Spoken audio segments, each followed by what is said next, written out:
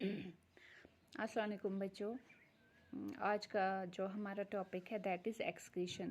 But before starting excretion I may remind you that yesterday I have given you an assignment, so please submit it tomorrow। तो कल तक आप वो submit करेंगे, क्योंकि मैं ये देखना चाहती हूँ कि कौन कौन सा बच्चा LMS पे क्लासेस देखता है, तो कितना रेस्पॉन्सिबल है वो। तो इसलिए मैं देखना चाहती हूँ कल आप वो सबमिट करेंगे, तो उससे आपकी अटेंडेंस जो होगी वो मार्क होगी। तो वो आप खुद देखोगे। आज हम एक्सक्रीशन पढ़ेंगे, लेकिन जो असाइनमेंट आपको दिया गया है उसमें आप किसी की हेल्प नहीं लोगे, जो आपको खुद आएगा, क्योंकि आप घर पे भी पढ़ते हो।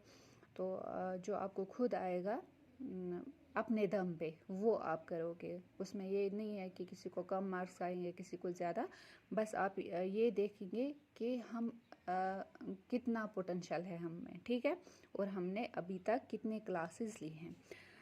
तो हम स्टार्ट करेंगे आज एक्सक्रीशन। ये एक लाइफ प्रोसेस है एक्सक्रीशन।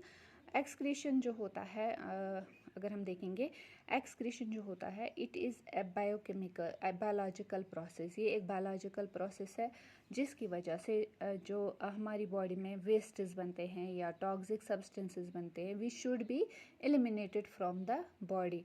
तो that process is called excretion. Excretion जो होता है उससे क्या होता है कि हमारी बॉडी जो होती है उसमें कंटिन्यूअसली मेटाबॉलिज्म होता रहता है।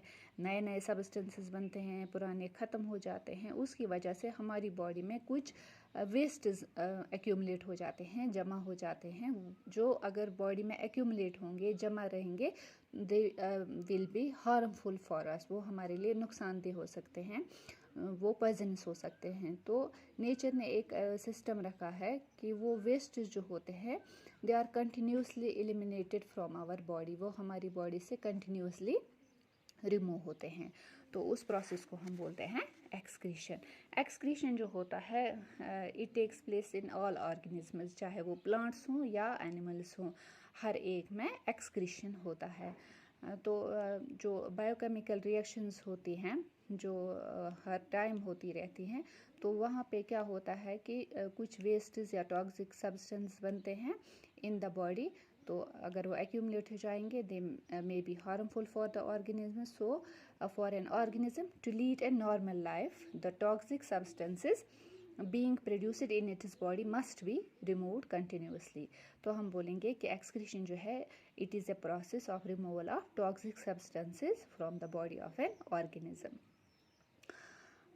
तो जो एक्सक्रीशन होता है वहाँ पे जो हम देखते हैं कि एक होम्योस्टैटिक प्रोसेस रहता है हमारी बॉडी में, एक बैलेंस रहता है एक्सक्रीशन से और ऑस्मो रेगुलेशन से। दोनों साइड बाय साइड होती है, एक्सक्रीशन भी, ऑस्मो रेगुलेशन भी। ऑस्मो रेगुलेशन हम बोलते हैं the process that maintains the amount of water, जो हमारी बॉडी में वाटर कंटेंट को बैलेंस रखती है और प्रॉपर आयनिक बैलेंस जो हमारी बॉडी में होती है उसको मेंटेन करता है। तो वो जो हमारी बॉडी में जो आयन्स होते हैं like sodium, potassium, chloride ions, ये उनको मेंटेन रखता है, बैलेंस एक रहता है ऑस्मो रेगुलेशन से और एक्सक्रीशन से। जितना हम फ्लूइड ज़्यादा लेंगे उतनी यूरिनेशन ज़्यादा होगी। एक्सक्रीशन से क्या होता है, एक्सक्रीशन में जो वेस्टेज या टॉक्सिक सब्सटेंसेस हमारी बॉडी में बनते रहते हैं, कार्बन डाइऑक्साइड होता है, एक्सेस साल्ट्स होते हैं, और यूरिया या अमोनिया जो होता है वो बनता है, जो हमारी बॉडी से बाहर निकलना चाहिए। कार्बन डाइऑक्साइड जो होता है वो भी वेस्ट है, लेकिन उसके लिए अलग सिस्टम है जो हमने रेस्पिरेशन में पढ़ा कि कार्बन डाइऑक्साइड थ्रू रेस्पिरेशन जब हम ब्रीद आउट करते हैं तो वहाँ से कार्बन डाइऑक्साइड बाहर निकलता है। जो एक्सेस साल्ट्स होते हैं हमारी बॉडी में, जो स्किन होती है वहाँ पे पोर्स होते हैं, तो उन पोर्स के थ्रू एक्सेस साल्ट बाहर निकलता है। स्वेटिंग होती है तो उससे एक्सेस साल्ट जो होते हैं बाहर निकलते हैं। लेकिन जो यूरिया होता है या अमोनिया वगैरह जो टॉक्सिक सब्सटेंसेस बनते हैं, एक्सेस वाटर होता है, उसके लिए एक अलग सिस्टम है, एक्सक्रीटरी सिस्टम। तो किडनीज वहाँ पे मेजर रोल प्ले करती हैं to eliminate the wastage from the body. तो जो ऑस्मो रेगुलेशन और एक्सक्रीशन है they both go side by side. तो एक्सक्रीशन जो होता है उससे हमारी बॉडी में जो वेस्ट्स है वो बाहर निकलते हैं। क्योंकि अगर हम ऐसे भी देखेंगे, अगर हम कहीं पे वेस्ट जमा करेंगे तो वहाँ से फॉल स्मेल आएगी, बदबू आएगी। इसी तरह अगर हमारे जिस्म में भी ये वेस्ट जमा होंगे तो वहाँ पे हमारी बॉडी को बहुत हार्म पहुँच सकता है। तो ये जो मेटाबॉलिज्म होता रहता है, वहाँ पे केमिकल रिएक्शंस होती हैं, तो वहाँ पे सिंथेसिस होता है प्रोटीन्स का, फैट्स का या कार्बोहाइड्रेट्स का, पिगमेंट्स का। तो रेगुलरली वेस्ट्स बनते हैं और रेगुलरली या कंटिन्यूसली वो बाहर निकलते रहते हैं। ये जो दोनों प्रोसेसेस हैं ये मेंटेन करती हैं solute potential and volume of body fluids. तो ये हमारी बॉडी का पीएच मीन्स पावर या कंसंट्रेशन ऑफ हाइड्रोजन आयन्स उसको मेंटेन रखता है। तो हमारा पीएच जो होता है यूरिन का 4.5 to 8, मतलब 4.5 ये लिटिल एसिडिक होता है। अगर आप ऐसे भी देखेंगे कि अगर हम ज़्यादा पानी नहीं पीते हैं, जब हम फ्लूइड ज़्यादा नहीं लेते हैं, तो जब हम यूरिनेशन होती है, जब अर्ज होती है हमें यूरिन पास करने की, तो बर्निंग सेंसेशन फील होती है। हमें चाहिए कि ज़्यादा से ज़्यादा फ्लूइड लें।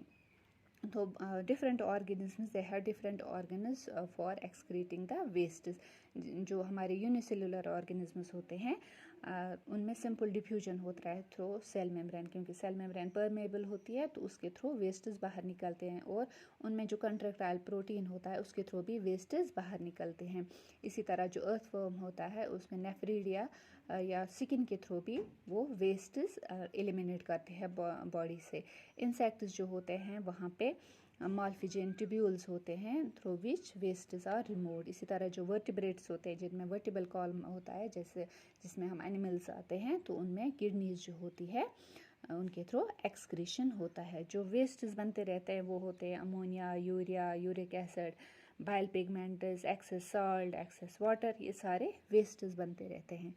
तो कल हम डिटेल में पढ़ेंगे। तो आज के लिए बस इतना ही। Thank you.